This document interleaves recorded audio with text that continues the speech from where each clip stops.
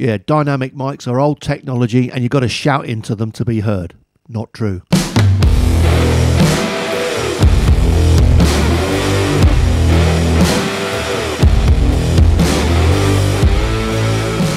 Hi, this video is about dynamic microphones, and in particular the one that I use the most actually, the SM58. The Shure SM58 is a great microphone and it's very, very versatile, and to be honest, in every situation I've put it in, it normally ends up sounding pretty good as long as you drive it properly. So this video is about the use of dynamic microphones, because we tend to have in our heads that dynamic microphones are only for on stage. You've got to hold them really close so that you don't get feedback, etc., etc. And we've kind of overlooked that they can be used for other situations, and they tend not to get used because of that. But they can be a great option, especially in most people's normal types of rooms when you're not in a studio.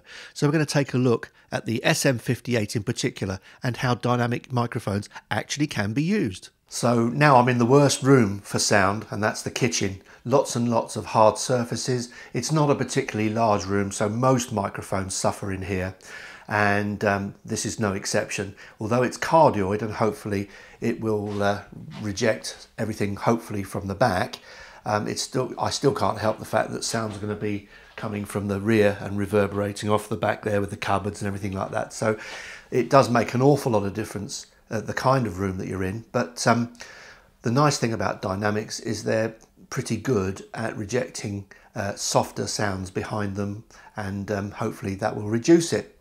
Now what I've done is I'm just holding it here, and the nice thing about the SM58 is that the body itself isn't prone to picking up handling noise as much as many other dynamics actually.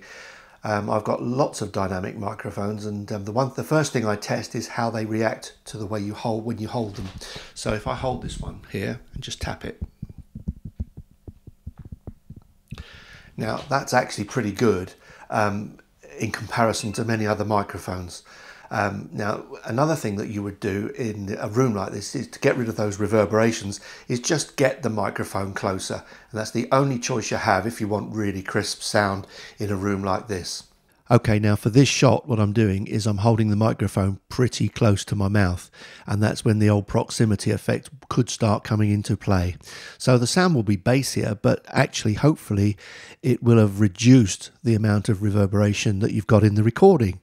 So if you want something where the sound is really important, you can't avoid the fact that the microphone has to appear in shot, and that way it helps get rid of reverberation. But one of the other things is you're going to get is that the bass is maybe going to be raised, but you can take that down in post anyway. Another thing to play around with actually is basically where you put the microphone. At the moment I've got it here and it's pointing towards me out of shot. So it looks for all intents and purposes that I haven't even got a mic here.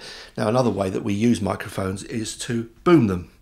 So sometimes what you can do is you would boom this thing out of shot. So for instance, if I boom it there, it's now pointing at the floor. In this case, the floor is still hard, so there's a lot of reflective surfaces down there still. But in a room with carpets, that could make quite a difference. But it does pay sometimes to experiment with where you put the microphone.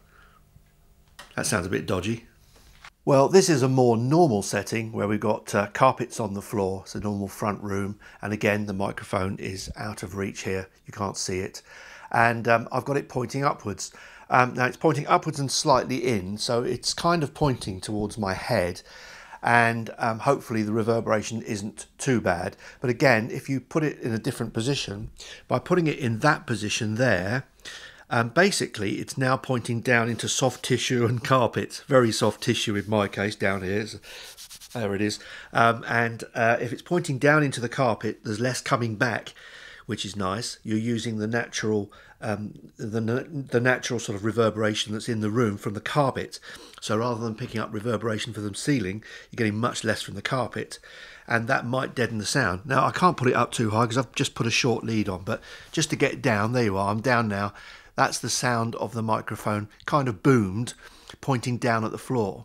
But if the sound is critical and you really want to get rid of noise and you don't mind seeing the microphone in the shot, then there's nothing wrong with just putting the mic closer to you, and actually ideally lower your voice a bit, and you're going to get less reverberation, especially if you're in a bathroom or a kitchen or something like that. I really like this garden area for testing microphones because it's got a combination of sounds that when you're here, you're not that aware of until you get home on film, and then you suddenly hear it. And what we have here is a lot of bird tweeting. It's actually quite loud. In the distance, we've got traffic rumble because I have a little B road that goes behind the houses here, and at the back of the gardens here I can hear it because I'm closer to the main road, although I've still got another garden and then a set of houses before that road. It's not busy, but when things go past it's quite loud. Now, I didn't realise how loud that noise was until I took video here and then took it home back to the house and processed it, and suddenly I'm aware of all these rumbles and noises in the background. And the funny thing is while I'm here, I'm more aware of the bird song than I am the traffic, which is quite weird. So microphones seem to gear into traffic noises quite nicely. So the only choice out here is that you must use either a shotgun that's facing away from the traffic, a lavalier which is close to you so you can block the traffic out by turning the gain down, or sometimes what I do is I use this one. And you just basically hold it out of shot. People aren't aware on camera, and it's actually quite fairly deaf, comparatively deaf to the sounds of the traffic behind me. Now, the way I have this set up is quite simple. I've got it on the end of a monopod. The camera's on top of a monopod, and it's a Sony camera. It's not a GoPro, and it's perfectly holdable. I can hold it because I've got a weight at the end of my selfie stick or of my monopod that can help to balance the weight for me. And I can walk around with this setup, holding the camera in one hand and the microphone in the other. And it's not a big deal, but the only thing is I wouldn't actually go around to shopping centres and shops and things with this thing, because as soon as they see that microphone, you can get really weird looks and people objecting to you filming. So this isn't the kind of setup you take to a public place, but when you're filming around and about the place with no people around, it's actually quite nice. And the result is you do actually get a fairly reasonable sound from it. Of course, there is one other thing about these microphones that people say is they don't work at distances, and you know, they say because it's a dynamic, it's insensitive, therefore it doesn't work at long distance. And the reason for that is they're using preamps that haven't got enough gain to drive the thing loudly. But the funny thing is, if you drive a dynamic hard and you give it a really good preamp with a good solid signal, what happens is you get, actually it seems like the microphone seems a lot more sensitive than you give it credit for. So I'm quite a little distance away now, and I'm still on that SM58. Now, I'd rarely be filming at this distance, but obviously, because the camera's over there, it's quite a way away now, quite a long way away. I have to shout to get over to the camera, I suppose. And normally, if someone stood there, you would be shouting to them anyway. And this is the sound of it a little bit further away. You'd be surprised, actually, what a dynamic is able to pick up, as long as you have a decent preamp to give it some power. That's the thing. Actually, as far as taking film when I'm out and about sometimes goes, I have done this where I'm vlogging like this, basically with a Sony camera, and I keep the SM58 in my pocket. It's a tough old mic. It's a tough thing. And it's perfectly easy to pull the mic out, connect it to your preamp, which I've got strapped underneath there, and get some really good sound when you're out and about with good rejection. So, vlogging around with this thing is actually possible if you want to be able, be bothered to put the microphone on. Just got home, have a cup of tea. So for that little vloggy chat down the back of the garden, this is what I used. It's just a monopod, and this one is a carbon fibre one, so it's really very light. And if I go in, you can see at the bottom, or the top of the monopod, below the camera, here is a preamp. And this is just a cheap little Saramonic. This thing is for the earphone to earpiece, so if you want to plug it into the camera, you can plug into here to hear it on headphones, but I just plug into the camera with the headphones if I want to hear it. And the gain that I use this on is so minimal. I don't need a lot of gain, because basically down my blue lead, which is colour coordinated with my shirt, goes to the microphone, and here is a Triton FET head. Now what the Triton FET head does is it raises the gain quite a lot. This is like 20 to 27 dB, I think it is. So there's a lot of gain there. The preamp itself feeds 48 volt phantom power for the Triton to work.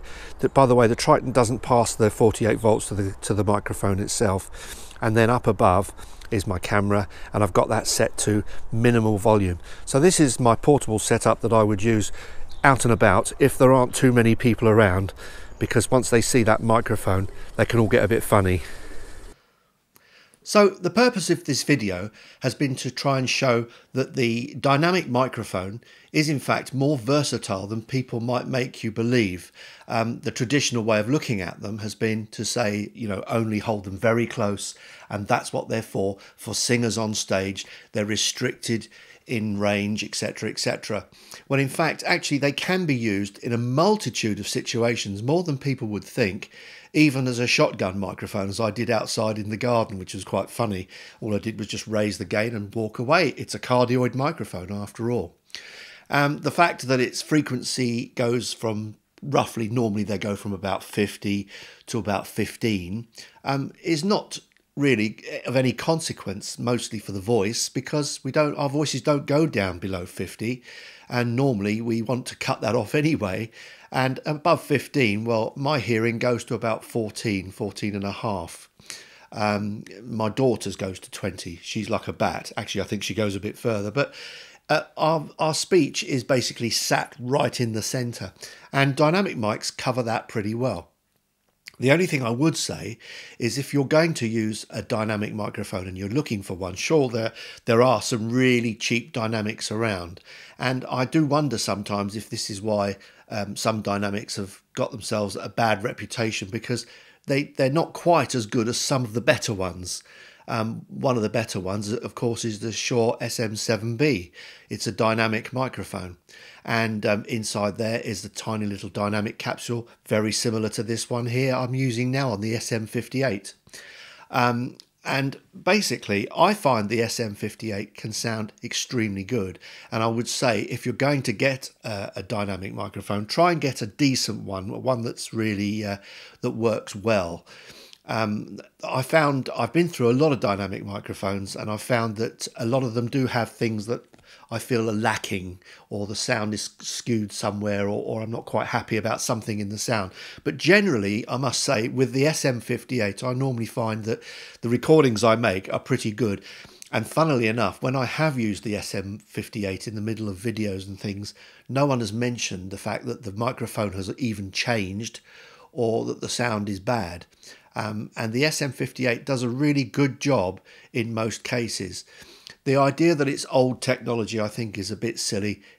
All dynamic microphones are based on the same technology, and this microphone has been around for a long time, but it has a really nice tuning. And in my opinion, this one is definitely worth the money, and it's worth spending the £100 or so to get a decent dynamic if you want to go that route, in order to be able to use your microphone in most normal rooms, actually, where you've got reverberation everywhere, because dynamic microphones do reject really well. And that's something we tend to overlook because of that sensitivity thing.